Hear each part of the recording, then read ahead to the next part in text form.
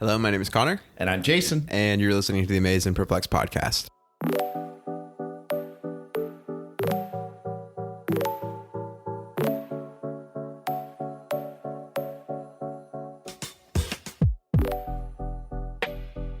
Well, we wanted to welcome you in our reality. Today is the day before Thanksgiving, and I love Thanksgiving.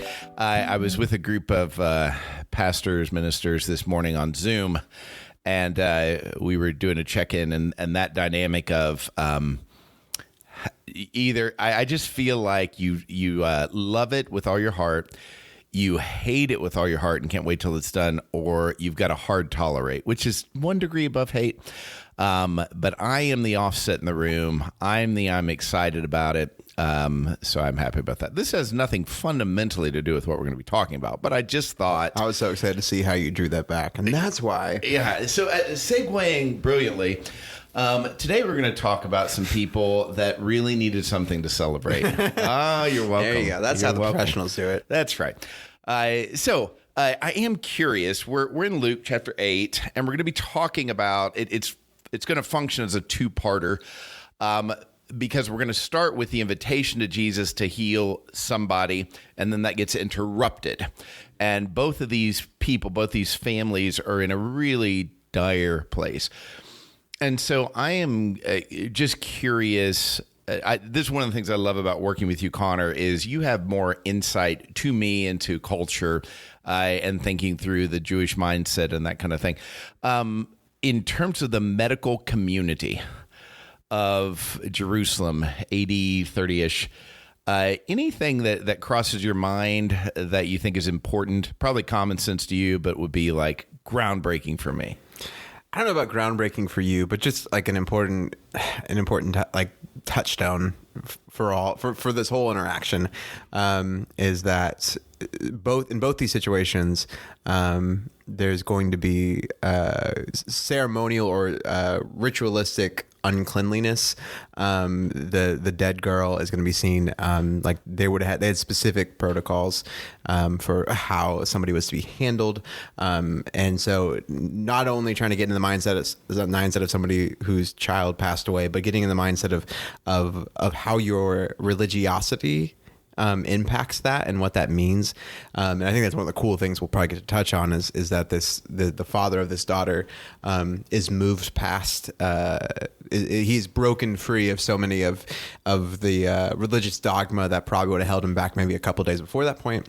Then when you think about the medical case of this woman, the bleeding woman, same sort of situation, not same sort of situation, but alive and unclean, would have been separated, would have been, to live with this for so long, to have not only your physical pain be a reminder of how miserable you are, but also for that to have a saying on how God sees you, or how your community looks at you.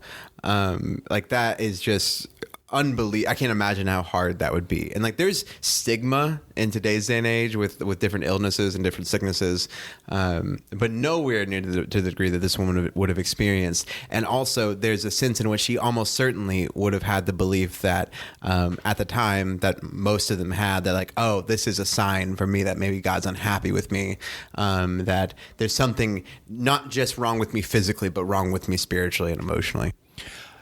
I love the thought of the integration, and I guess I'm intrigued by the thought of the integration of, and I would call it spirituality, and I think that's a piece of it, but just that idea, they're thinking it's one thing. They are the nation of Israel, and I was raised in a Christian home and a preacher's home, so we lived at the church building, but not literally, but I mean at times. Yeah. Anyway, sure.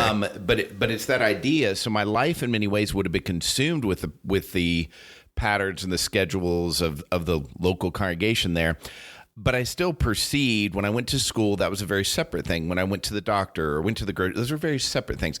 I've had to work hard to make it missional, to remind myself, oh, God's here too. He's in this waiting room. He's in this, and a lot of times I think how God enters into our physical health and consideration specifically of things that are either terminal or chronic, you're just never going to get over this, or it seems like at least, is that God doesn't come on until the medical community, there's some possibility they're not going to succeed.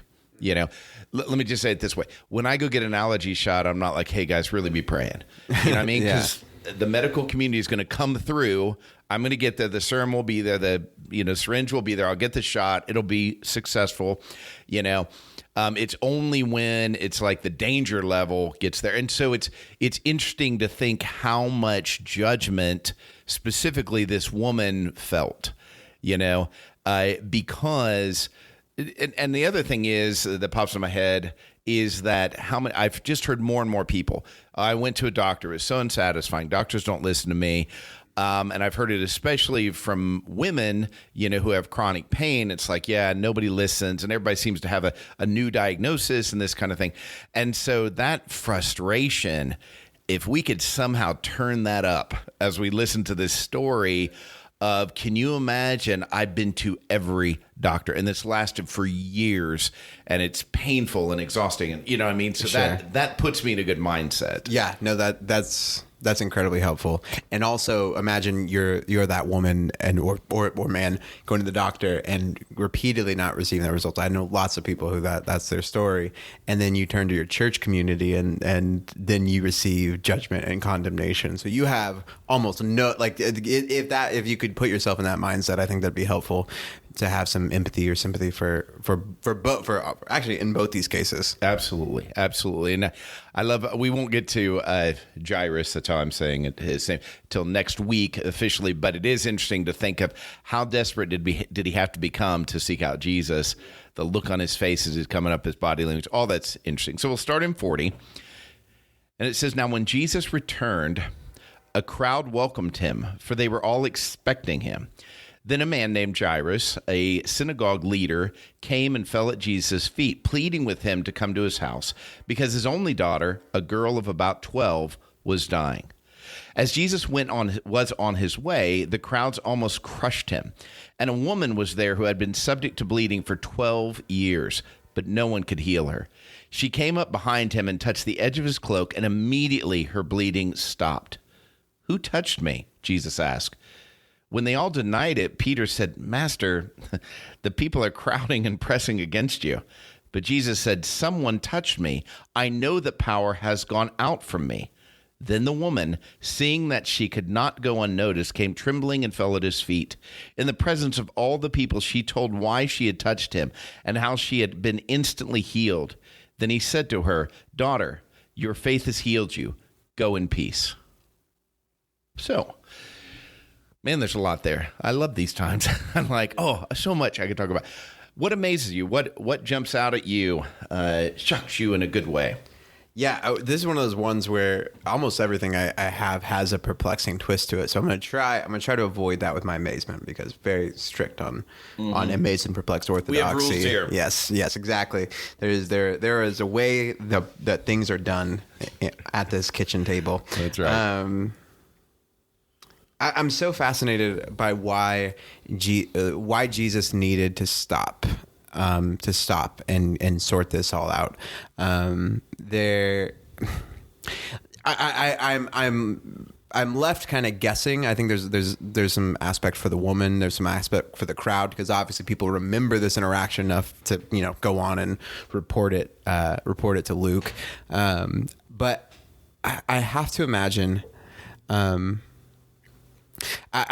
so struck by how comfortable Jesus is in this moment, where you have if somebody needs something from me and they're gravely sick, and they single me out for something, and I obviously no one's ever come to me like, hey Connor, I know you can heal my sick relative, but if somebody who's sick and needs help and wants something of me, I feel that deep sense of urgency, that deep sense of I don't know, obligation, of movement, and there's nothing that's gonna ever like stop me, or you know what I'm trying to say. And so the fact that Jesus has this urgent request and is also in the mind space to be able to stop in this moment, and he stops and questions this woman for a reason, and there's it has to be love, it has to be to further his kingdom. But I'm so amazed at how perceptive Jesus is, to not get caught up with the crowd. I mean, we think about the crowd dynamics of what like crowds can, what humans crowds do. In fact, a human crowd will later basically put him to death. Will choose a murderer over him. To not get swept up in the crowd as they want things, as they try to get around him, as they try to hear him. I'm just the fact that Jesus is not swept away, and that his presence, and I don't know if it's just how connected he is with the Father, or how intentional he is about that connection, about prayer. I want a piece of how Jesus, like how he doesn't snap and go, do you not understand where I'm going? Or, I'm amazed by it. I think that idea of really trying to get into the headspace of Jesus here, he's coming back, so we're connecting, and various, if you read the different Gospels, it's a little bit challenging, the timeline here, but our last encounter with him was he was with this man possessed of demons. Then you had, and we didn't even discuss this in the last episode, but this dynamic of a whole town pleading with Jesus to leave. So, I mean, think about that dynamic, And so he goes from being asked by this town, you got to leave. We're terrified. They cross the lake or sea with no events, I guess. So they're returning to this area, their prime, space of operation, because they'd crossed the sea in the first place to get away, from the crowds. So they're back in the crowds, and now it's the opposite. They're pressing in, and just the level of frustration. You don't get the sense that Jesus is saying, all right, it's Tuesday, guys. We're going to go. There's going to be a man that wants his daughter healed, So they're just taking life as it goes.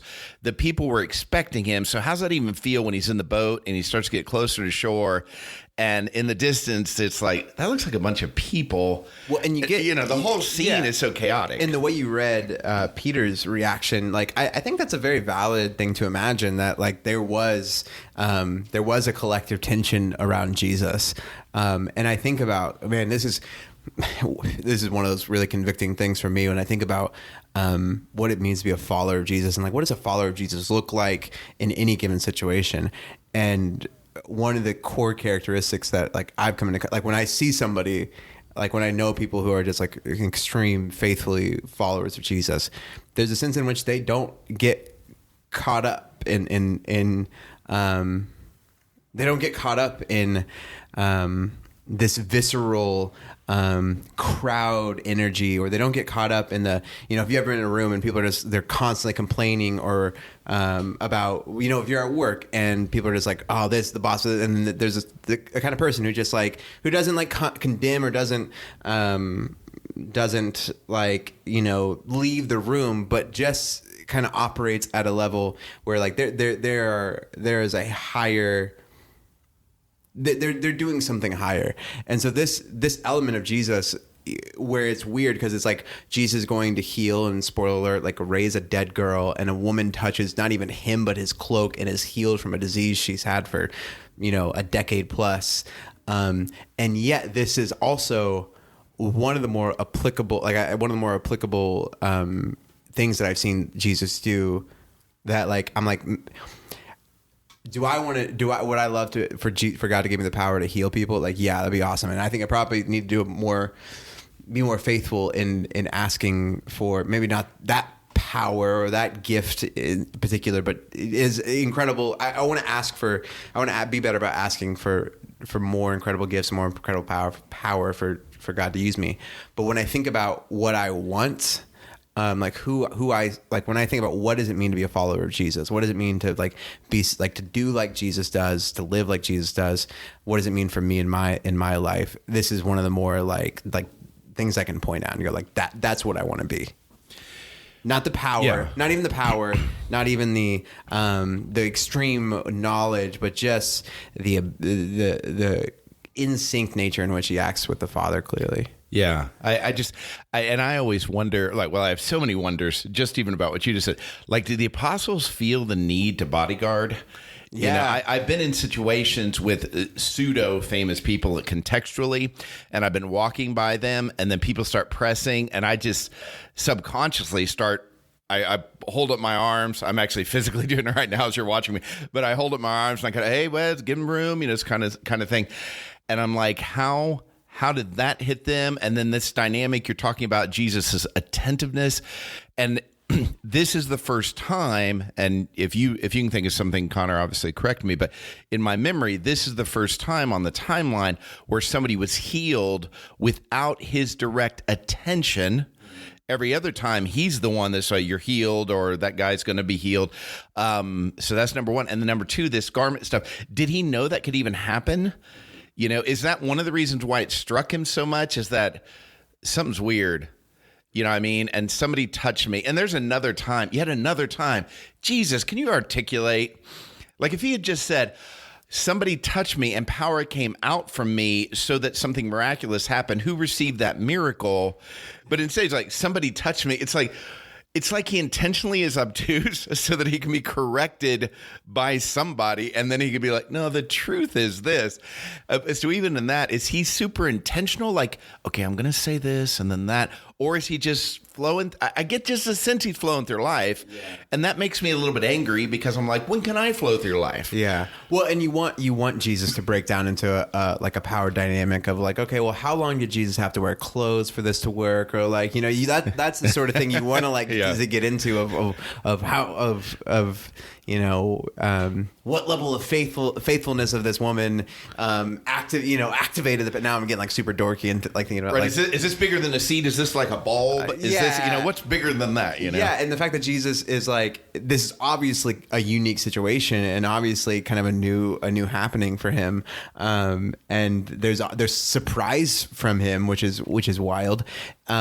And yet Jesus doesn't feel that, like, he feels the need when he interrogates. It's not like it's a focus on the woman. It's not a focus on his power, which is like, I mean, it's about his power, but like the intention, from at least what I can see, is mostly directed towards this woman, which is also incredible.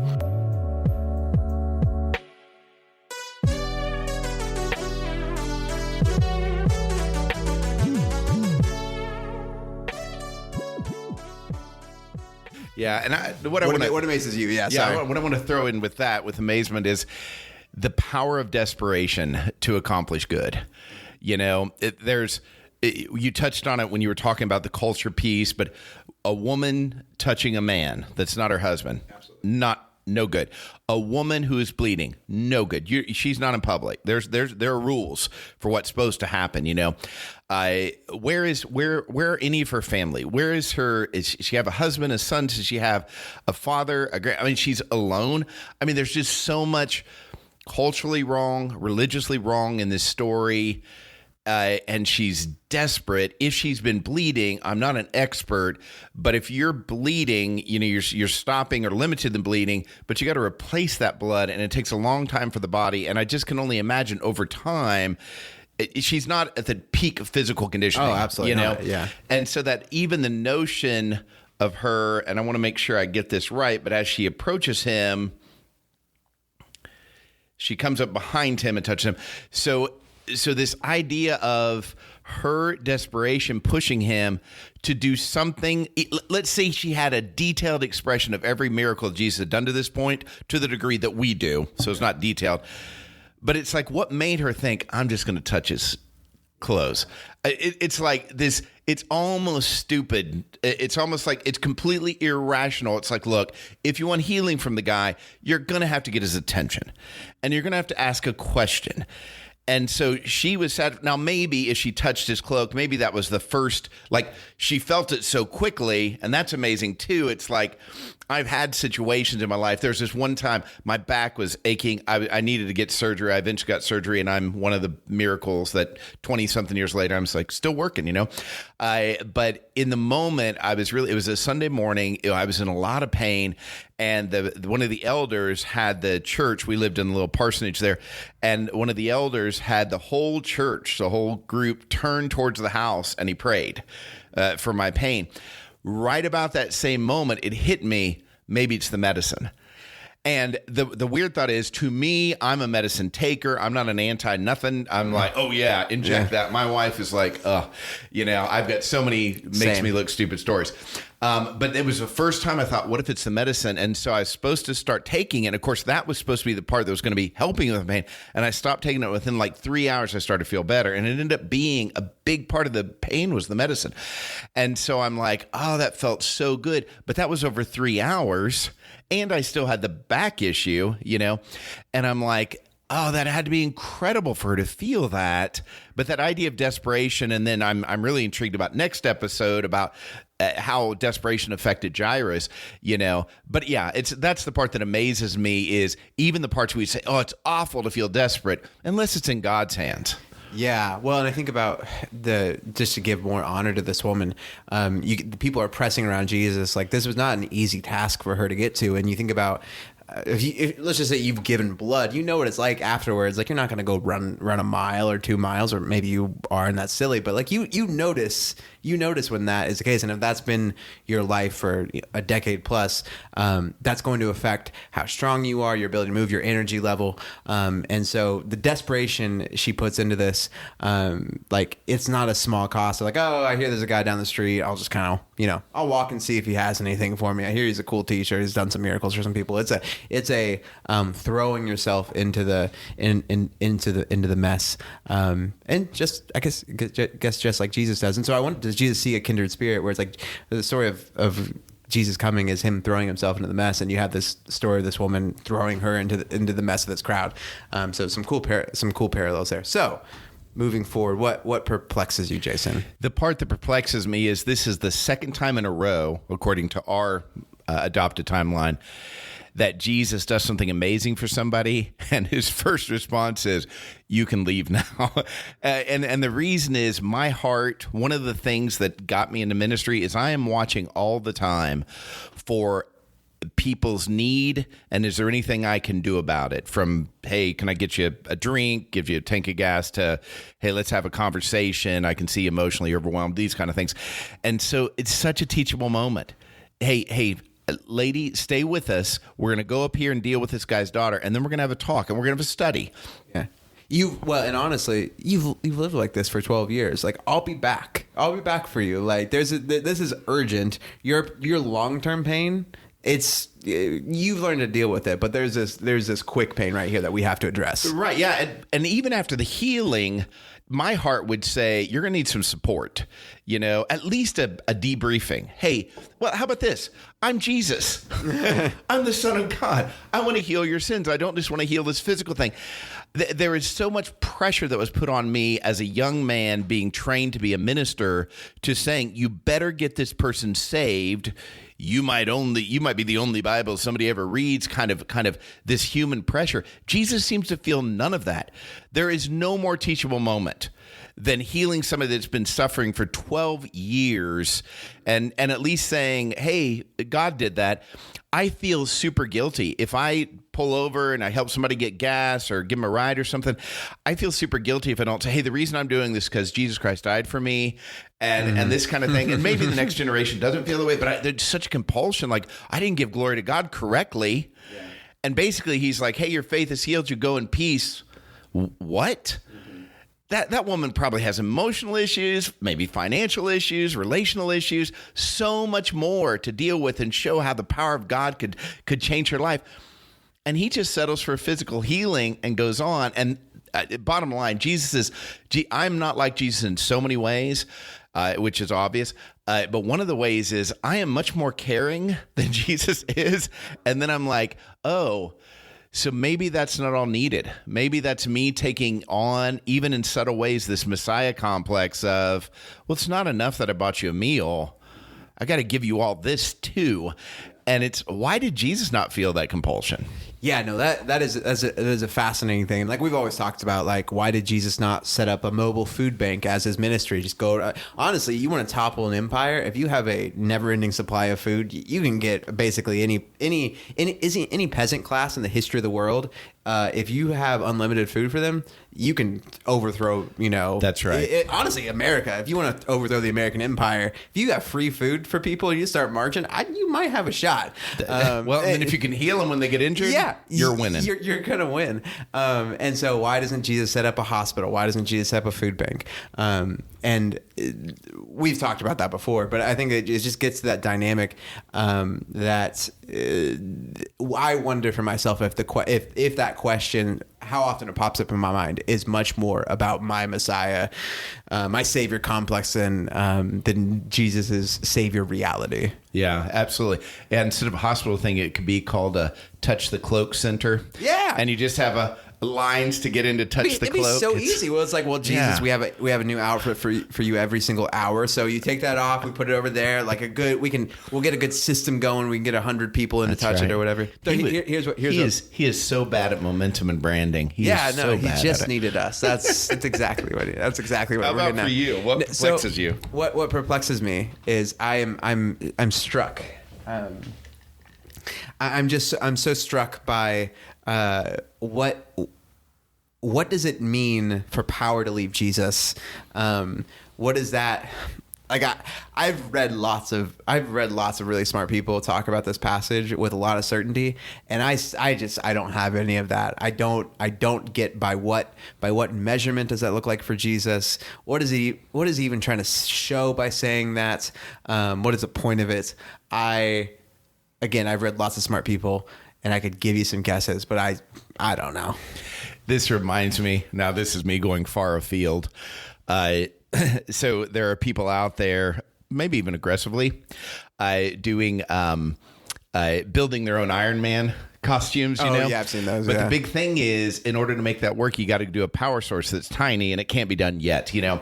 And if you do that, then you become the richest person in the world immediately. Yeah, absolutely. Forget Iron Man. Yeah, exactly. And so that whole dynamic of when you have power, there's all these ramifications. And the fact that his power is in his body, of course, he's shown many times he doesn't have to touch somebody to heal them. Matter of fact, he rarely seems to touch people for that purpose, because when he does, they make a big point of it, But it's that idea of it, not only he doesn't know, but it's not direct contact to him. His power has to flow through this inanimate object. Fabric. I mean, it's so, I've heard this story so long. It's like, yeah, of course. But it's like the amount of impossibility surrounding this situation. And then why go to this much trouble to tell us this story? And we're like, what does this add to my understanding? He's powerful through fabric. Like, what's the takeaway here for me? Yeah, I don't know. I don't know either. And we'll wrap up here in a moment, but I'm struck by, as we track forward, from